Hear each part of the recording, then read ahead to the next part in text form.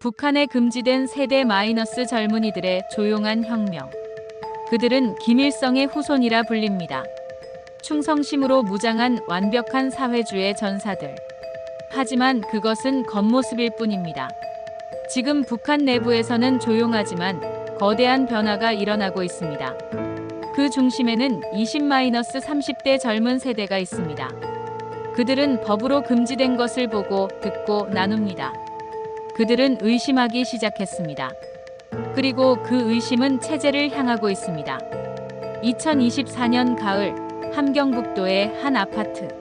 23살 대학생 박철수가 먹는 부모가 잠든 밤 11시 이불을 뒤집어 쓰고 무언가를 봅니다. 그가 보는 것은 남한 드라마 오징어 게임입니다. 중국에서 밀수입된 USB 하나에 북한 체제의 균열이 시작됩니다. 북한 내 USB 유통량 약 50만 개 이상 탈북민 증언. 남한 콘텐츠 시청 경험자 젊은 세대의 70% 이상. USB 한 개의 가격은 중국 돈으로 50위안, 북한 돈으로 15만 원. 일반 노동자의 3개월치 월급입니다. 하지만 그들은 기꺼이 그 돈을 지불합니다. 왜일까요? 철수의 증언. 처음 남한 드라마를 봤을 때 충격이었어요. 우리가 배운 것과 완전히 달랐습니다. 남조선이 가난하고 미국의 식민지라고 배웠는데 그들은 우리보다 훨씬 잘 살고 있었습니다. 하지만 이것은 매우 위험한 행동입니다. 2020년 반동 사상문화배격법이 제정된 후 남한 영상 시청으로 적발되면 최대 사형까지 받을 수 있습니다. 그럼에도 젊은이들은 멈추지 않습니다. 2022년 한 고등학생은 친구 7명에게 사랑의 불시착을 퍼뜨린 죄로 총사령을 받았습니다. 공개 처형장에서 수백 명의 학생들이 지켜보는 앞에서 공포가 지배하는 사회. 하지만 역설적으로 이 공포는 더 큰 호기심을 낳았습니다. 평양 거리를 걸어보면 이상한 광경을 목격합니다. 공식적으로는 금지되었지만 젊은 여성들의 바지가 점점 짧아지고 있습니다. 2021년 김정은은 사회주의 풍속 해치기를 단속하라 명령했습니다. 청바지 착용 금지, 염색 금지, 피어싱 금지. 하지만 젊은이들은 교묘하게 규제를 피해갑니다.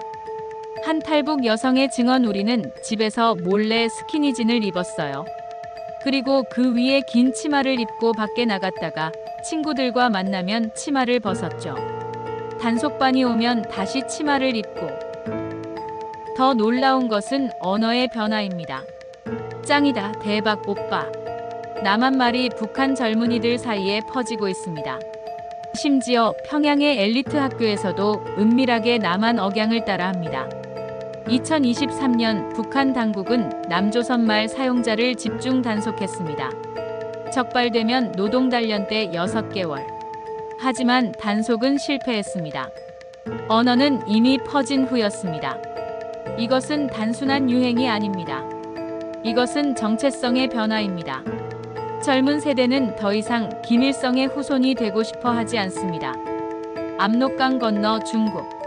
이곳은 북한 젊은이들에게 창문입니다. 중국에서 넘어오는 것은 USB만이 아닙니다. 중국산 스마트폰, 그리고 불법 개조된 휴대폰이 젊은이들 손에 들어옵니다.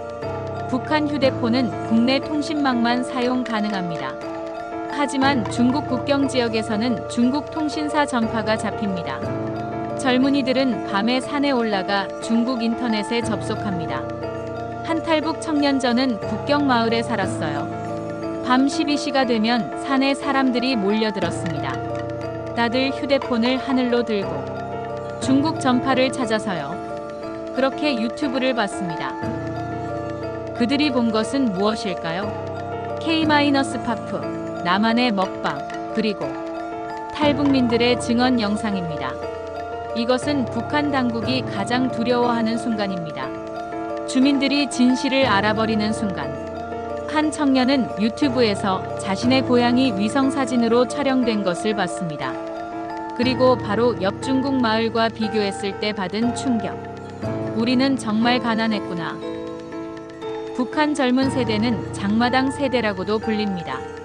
그들은 국가 배급이 아닌 시장에서 생존하는 법을 배웠습니다. 20대 여성 김혜경 가명은 장마당에서 중국 화장품을 팝니다. 하루 수입은 약 $5. 국가가 주는 월급의 10배입니다. 이들은 깨달았습니다. 국가는 우리를 먹여 살리지 못한다. 우리가 스스로 살아야 한다. 이 깨달음이 체제에 대한 의존을 무너뜨렸습니다. 더 나아가 이들은 뇌물의 구조를 정확히 압니다. 보안원에게 얼마, 고위부에게 얼마를 줘야 장사를 할 수 있는지. 이들은 체제의 부패를 직접 경험합니다. 탈북 청년 저는 17살 때부터 장사를 했어요. 매달 보안원에게 뇌물을 줬죠. 그때 생각했습니다. 이 나라는 사기다. 김정은만 위한 나라다. 돈을 번다는 것은 단순히 경제적 자유가 아닙니다. 그것은 사고의 자유입니다. 시장에서 성공한 젊은이들은 더 이상 체제의 선전을 믿지 않습니다. 2024년 탈북자 수가 급증하고 있습니다. 그중 60% 이상이 20-30대입니다. 2023년 탈북자 전년 대비 150% 증가. 20-30대 비율 약 65%. 여성 비율 약 80%. 왜 젊은이들이 목숨을 걸고 탈북할까요? 그들의 이유는 명확합니다. 한 청년의 증언 남한 드라마를 보면서 생각했어요. 저곳에서는 내가 원하는 것을 할 수 있다고. 내가 꿈을 꿀 수 있다고. 북한에서는 꿈이 없어요. 태어날 때부터 모든 게 정해져 있죠. 하지만 탈북은 극소수만 선택할 수 있습니다. 북한에 남은 대다수 젊은이들은 어떻게 저항할까요? 소극적 저항입니다. 공장에서 일부러 느리게 일하기, 집단 학습 시간에 졸기, 김정은 초상화 배지 안 달기. 이것은 작아 보이지만 매우 위험한 저항입니다. 북한 같은 전체주의 국가에서 복종하지 않는 것은 곧 반역입니다. 겉으로 보면 아무것도 변하지 않았습니다. 여전히 김정은을 찬양하는 구호가 울려 퍼지고 군중 집회가 열리고 젊은이들은 손을 흔듭니다. 하지만 밤이 되면 상황은 달라집니다. 이불 속에서, 산 위에서, 닫힌 방 안에서 그들은 다른 세상을 봅니다. 북한 체제는 외부의 공격으로는 무너지지 않을 것입니다. 하지만 내부에서부터 서서히 무너지고 있습니다. 그 균열을 만드는 것은 바로 이 젊은 세대입니다. 그들은 아직 조직화되지 않았습니다. 혁명을 계획하지도 않습니다. 하지만 그들의 마음속에 의심이라는 씨앗이 심어졌습니다. 그리고 그 씨앗은 자라고 있습니다. 북한 전체 인구 약 2,600만 명. 20-30대 비율 약 30%, 약 800만 명. 이들 중 남한 콘텐츠 접촉 경험자 최소 500만 명 추정. 500만 명. 이들이 진실을 알았습니다. 이들이 세상을 보았습니다. 그리고 이들이 변화를 원하고 있습니다. 북한 정권은 이들을 모두 막을 수 있을까요? 역사가 우리에게 가르쳐 줍니다. 정보의 흐름은 어떤 총칼로도 막을 수 없다고. 이 영상이 유익했다면 좋아요와 구독 부탁드립니다. 북한 주민들의 자유를 위해 우리가 할 수 있는 일은 그들의 이야기를 세상에 알리는 것입니다.